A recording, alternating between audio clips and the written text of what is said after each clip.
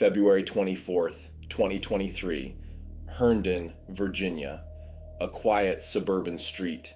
A husband calls 911. He says an intruder broke into his home, attacked his wife with a knife, and forced him to shoot. By the time police arrived, 2 people were dead inside an upstairs bedroom, a stranger and the woman who lived there. But detectives quickly realized something wasn't right. There was no forced entry, no sign of a struggle downstairs, and the intruder had been invited. What started as a supposed home invasion would unravel into one of the most disturbing betrayal cases in recent Virginia history. Welcome back to True Crime Case Files. I'm Alex Cross, and here we examine real cases and the shadows of evidence they leave behind. If you're interested in real crimes with real consequences, subscribe and turn on the bell. Today's case is a story of deception, obsession, and a carefully staged lie that ended with 2 people dead and a child left without her mother.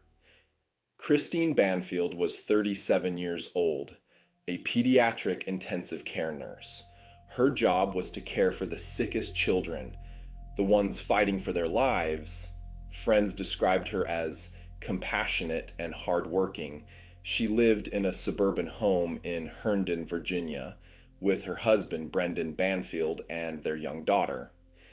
To the outside world, the family looked stable, comfortable, normal, but in 2022, everything began to change. The Banfields hired a Brazilian au pair named Juliana Perez Magalhães to help care for their daughter. She was 25, young, far from home, and living under the same roof as the married couple. At some point that year, a secret relationship began. Brendan and the au pair started an affair, not a brief mistake, but an ongoing relationship. Prosecutors later said the two even discussed a future together. They exchanged messages about love, about staying together, about building a life. And according to testimony, Brendan began talking about something darker. He told Juliana he wanted to get rid of his wife. At first, she thought he was joking, but investigators would later say he wasn't. By late 2022, the affair had intensified. According to prosecutors, the couple began discussing a plan. Not separation, not divorce, something permanent.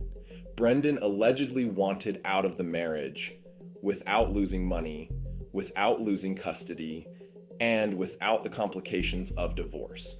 So they turned to the internet. Using Christine's laptop, prosecutors said Brendan created a fake profile of his wife on a fetish website. Through that account, messages were sent to a man named Joseph Ryan. He was 39 years old. From Washington, D.C., he had never met the Banfields before. According to the prosecution, Ryan believed he was being invited to the home for a consensual sexual encounter, a staged role-play scenario. But investigators said the plan was far more deliberate. Ryan wasn't being invited for a fantasy. He was being invited to die. On the morning of February 24th, 2023, Joseph Ryan arrived at the Banfield home. Inside an upstairs bedroom, violence erupted. Christine Banfield was stabbed multiple times. Ryan was shot. Both died in the room. Downstairs, the couple's young daughter remained alone in the basement. Then came the 911 call. First, the au pair spoke to dispatchers. Then Brendan took the phone. He said a stranger had entered the home, attacked his wife, and forced him to shoot. He claimed he had interrupted the attack and acted in self-defense. But when officers arrived, the story didn't hold together. There were no signs of forced entry. The intruder hadn't broken in. He'd walked in. At first, the case looked like a tragic home invasion, but detectives started digging, and the evidence began to tell a different story. investigators discovered the fetish site profile. It had been created in Christine's name. Messages from that account had invited Ryan to the home. Prosecutors said the account was created by Brendan and the au pair using Christine's own laptop. This meant the intruder wasn't random. He'd been lured. During trial, prosecutors showed messages between Brendan and the au pair. They spoke about love, about a future together. According to the prosecution, Brendan was afraid of losing her. He wanted to be free of his marriage, and he needed a way out. Months after the murders, everything changed. The au pair was arrested in October 2023. In 2024, she pleaded guilty to manslaughter. As part of the deal, she agreed to testify, and her testimony was devastating. She told jurors the plan had been to lure Ryan into the house, stage a violent encounter, kill Christine, then kill Ryan, and claim self-defense. A perfect cover story. During the trial, prosecutors also attacked Brendan's timeline. He claimed he'd been away at a work meeting when events began, but testimony revealed the meeting never existed. The alibi collapsed. Prosecutors argued the physical evidence didn't match Brendan's version. They said the scene had been manipulated, and they told jurors they had a strong case, even without the au pair's testimony. On the witness stand, Brendan admitted the affair, but he denied the plot. He told the jury the idea that he planned his wife's murder was absolutely crazy. He claimed he loved his wife. He didn't want a divorce. There was no plan. According to his testimony, Ryan attacked Christine, and he shot Ryan trying to save her. The defense argued the au pair fabricated the story to get a lighter sentence, but prosecutors painted a different picture. They said he was in love with the au pair and desperate not to lose her.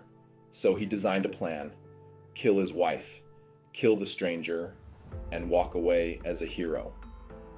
After a 3-week trial, the jury deliberated for nearly 9 hours. Then the verdict came: guilty on 2 counts of aggravated murder, plus firearm charges and child endangerment. He now faces life in prison. The au pair who testified against him awaits sentencing after her manslaughter plea. 2 people died: a nurse who saved children's lives, and a stranger who walked into a trap.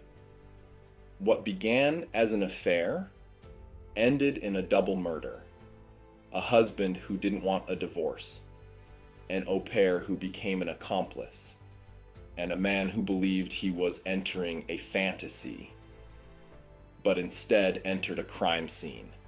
2 lives ended in that bedroom.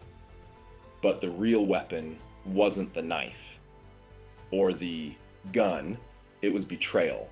So the question remains: was this a desperate situation that spiraled out of control, or a carefully planned escape from a marriage? Let me know what you think in the comments, and if you want more real cases where love turns deadly, subscribe to True Crime Case Files, because the next story may be even darker.